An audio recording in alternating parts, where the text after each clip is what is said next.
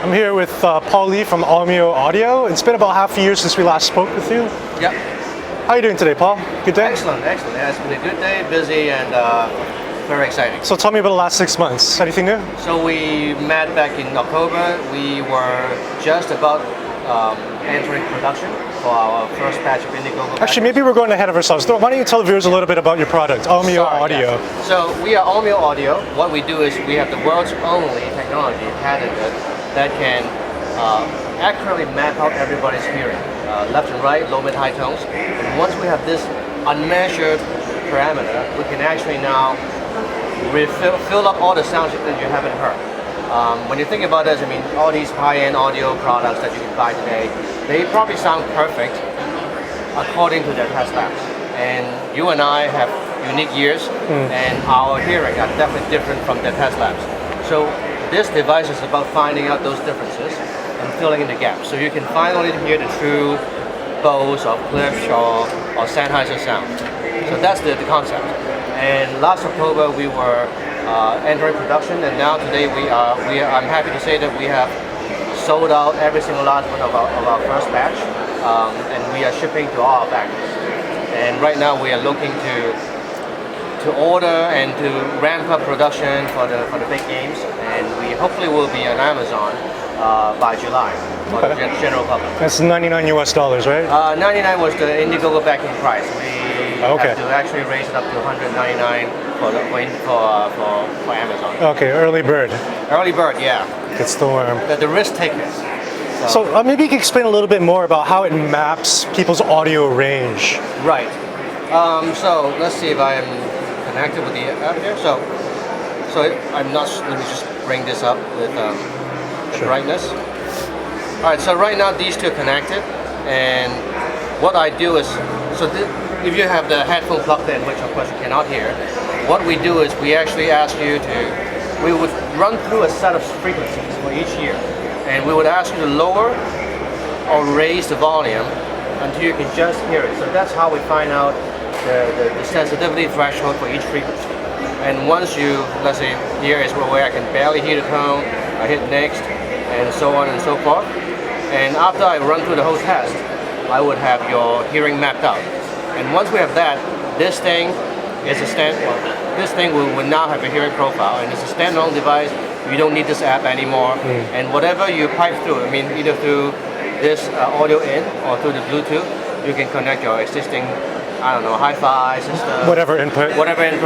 Out will come perfectly matched audio for your ears. So I mean, the first obvious benefit is like audiophiles everywhere will love this. Are there any other applications, say for the hearing impaired, for seniors? I would think so. So first of all, like you said, I mean, our first target audience is really the audiophiles.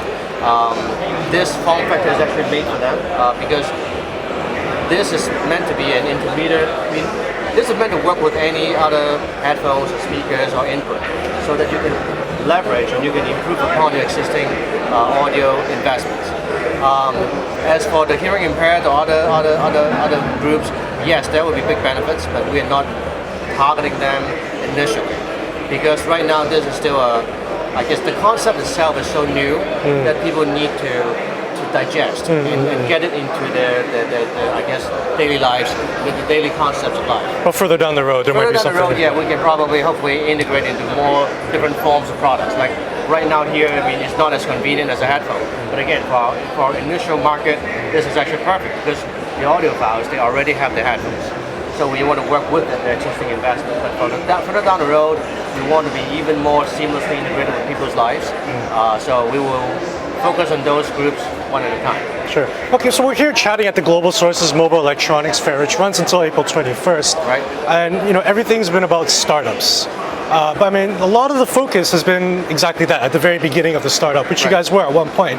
But you guys are near the end. Kind of the final lap, as you will. You satisfied your backers, and you're literally months or weeks away from full-on distribution. Yeah. What kind of challenges did you encounter towards the end of the process as a startup? Yeah, I think first of all, startup, I think it's just a mindset. I think we're still a startup in many sense. But if you're talking about towards the end of our, I guess, mass market commercialization, I think it's the classic the valley of death. You know, the initial. So this is the balance of finance, and you just keep developing things and Sure, bleeding money. Yeah, bleeding money. And here is when you actually have a product.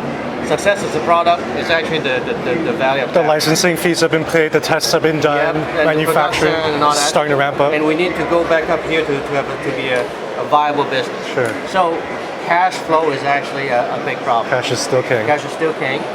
Like especially for hardware. I mean, all these things, the components, the tooling, everything is money. And unlike software changing, it's very expensive. Software, I mean, you have a bug, you can fix it and compile it in a second and ship it out to the internet the next hour.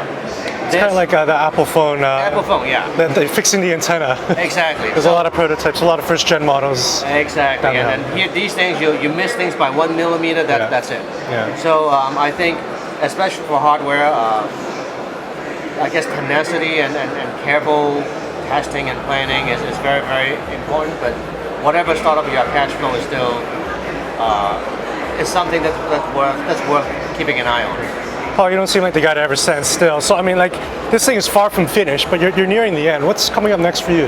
Well, this thing is finished. I mean, this version we're done and dusted. We are going to be on Amazon again, hopefully in July. We're just going to mass produce it. And this is what we're focusing on right now. Obviously, there will be a version 2 and 3 down the road. I think a lot of it depends on the kind of feedback that we get from selling a few months on Amazon and other places. I don't know what the next version is. Maybe the guy is telling us that it needs to be even more high-end. It needs to take even more inputs, or maybe we just want a cheap thing, smaller. Refinement, tweaks. Yeah, so we are again focusing on the sales, and we're going to set up a whole elaborate system to get feedbacks. After a few months, I think we can focus on developing what the next version is. Great, exciting times. Thank you. Well, thanks for sharing. Thank you. That's Aumeo Audio. You can find it on Amazon or at Global Sources Mobile Electronics Fair, which wraps April 21st.